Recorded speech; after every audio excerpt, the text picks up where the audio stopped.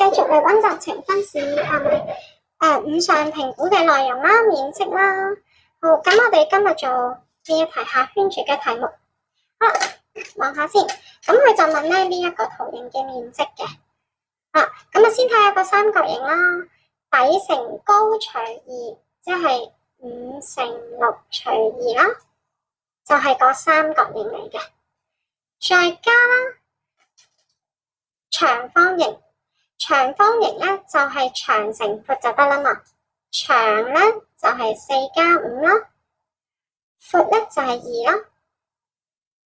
好，咁呢度咧5、6中30啦，30除2即係15啦，再加4+5 9啦，加乘2即係18啦，所以就係33啦。好啦，咁咧。如果小朋友做嘅時候咧，咁其實可以如果數感唔係咁好啊，或者有問題咧，你可以逐 part 咁樣拆翻開佢嘅。譬如會唔會係三角形嘅時候唔記得除2啊？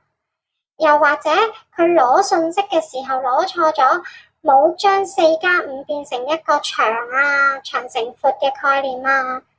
又或者係加嘅時候錯，或者乘嘅時候錯啊，咁咧都會建議慢慢睇清楚究竟錯咗邊一 part 嘅。好，咁呢個第30啦，而家咧就到31啦，仍然係面積嘅。好啦，咁咧佢咧就問翻呢一個多邊形嘅面積下，咁即係話咧小心啲唔好漏咗啦。好啦，我哋望下先，一個平行四邊形。但係有一個窿窿，個窿窿咧就係冇咗個三角形嘅，咁所以呢個係一個減法嚟啦。咁佢呢一度咧有其中一個考點嘅，就係咧佢俾咗好多嘅資訊你啦，但係有啲資訊咧係冇用嘅喎，尋日亦都有講到啦。咁首先係平行四邊形嘅面積啦，我哋望下平行四邊形係底乘高下。如果12你攞12做底嘅話咧，你咧就要揾翻佢對應嘅高啦，即係咧，如果12係底嘅話咧，我試下將張紙咁樣調轉。如果12係底咧，呢個就係佢嘅高啦。所以咧，佢專登俾條斜邊嚟，就想你睇錯嘢，以為佢係高下，佢係一定唔係高嘅，因為尋日講過啦，無論三角形、平行四邊形都好啦，任何嘅高咧都需要同個底咧係垂直嘅，咁所以咧我哋見到一個垂直嘅符號啦，咁呢個先係高啦，底乘高，所以咧個平行四邊形嘅面積就係8乘9啦，平行四邊形嚟嘅。然之後咧就再減三角形嘅面積，咁呢度就容易好多啦，係俾晒你嘅，冇俾啲多餘資訊你下，底乘高啦，再除2啦，三角形嚟噶嘛，好啦，咁就即係8、9、72，再減4啦，就即係18啦，咁都係啦。第一樣嘢唔好攞錯資訊，佢會俾啲無效資訊你，記得係要垂直，底要同個高垂直。第二，唔好記錯，平行四邊形就唔使除2嘅，因為平行四邊形本身咧就存在咗兩個三角形喺度嘛，唔使除2噶啦，佢已經係兩個三角形嘅面積嚟嘅。三角形咧就係底乘高除2啦。OK。跟住咧到下一題又係講面積嘅，不過咧今次冇圖俾你睇啦，係一個文字題嚟嘅，需要你自己去理解啦。好啦，咁佢就話咧一個梯形嘅上底係2米啦，下底係400 cm， 高係300 cm。咁佢就問咧呢一個梯形嘅面積嘅。好啦，嗱首先係面積啦，唔係周界啦吓，睇清楚人哋問乜嘢啦。第二咧就係佢咧係問m square 喎，即係平方米下。咁所以咧呢啲 cm 咧，首先要化翻咗同一個單位先啦。慢慢諗，唔好心急下。1米就等於100 cm 噶。咁所以400個 cm 又等於幾多米咧？就係4米啦，係咪？4米。同等地將佢化做3米。咁咧，你就可以記住啊，係喎，梯形面積咧就係上底加下底，再乘以高，再除以2，就即係6乘3除2，就即係9。咁呢個就係9啦。咁所以咧，第一個過程咧就係小心啲啦，因為文字題咧佢就冇圖俾你咧，咁可能咧你就會睇錯咗，咁所以睇題目嘅時候小心啲啦，睇清楚究竟佢係問面積定係周界啦。第二個咧就係，你既然係見到佢係問平方米嘅話咧，就要將其他唔啱嘅單位化翻做佢問嘅單位先，跟住就要諗下我有冇化錯咧。然後就係要記翻條公式啦，上底加下底乘高除2，然後計佢出嚟。好，佔分比較多嘅長題目嚟啦，所以又要小心啲做啦喎。咁咧都係嗰句啦，因為佢冇圖啊嘛，小心啲睇第36題。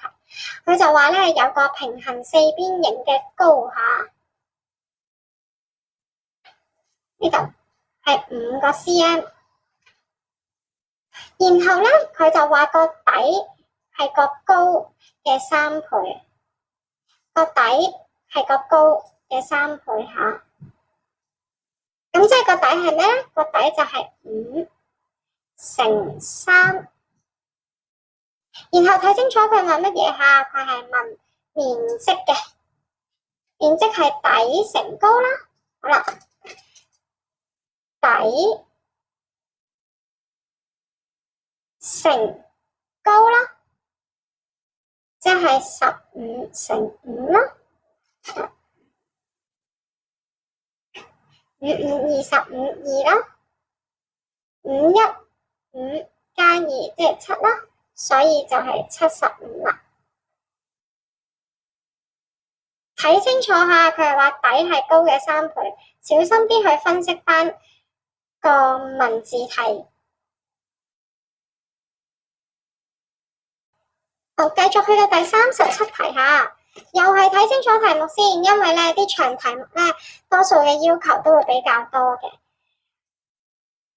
唔好諗住做唔晒，所以求其睇啦，係啦，因為好多資訊都喺嗰條題目嗰度嘅。咁佢就話一個等腰三角形下，等腰三角形即係話咧佢兩條邊係一樣咁長噶，一個等腰三角形嘅木板嘅周界係36啦，然後佢都係問緊面積嘅。咁咧你就要諗下底乘高除2啦，三角形啊嘛，底乘高除2。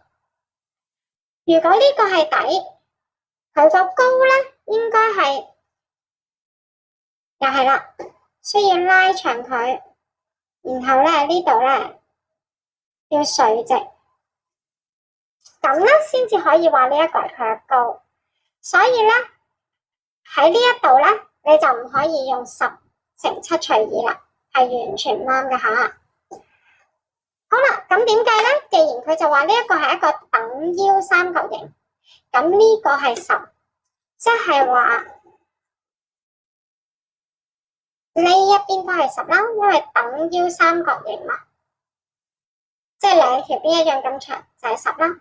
咁佢就話周界係36喎，呢個係10，呢個係10，再加埋呢一個就係36啦。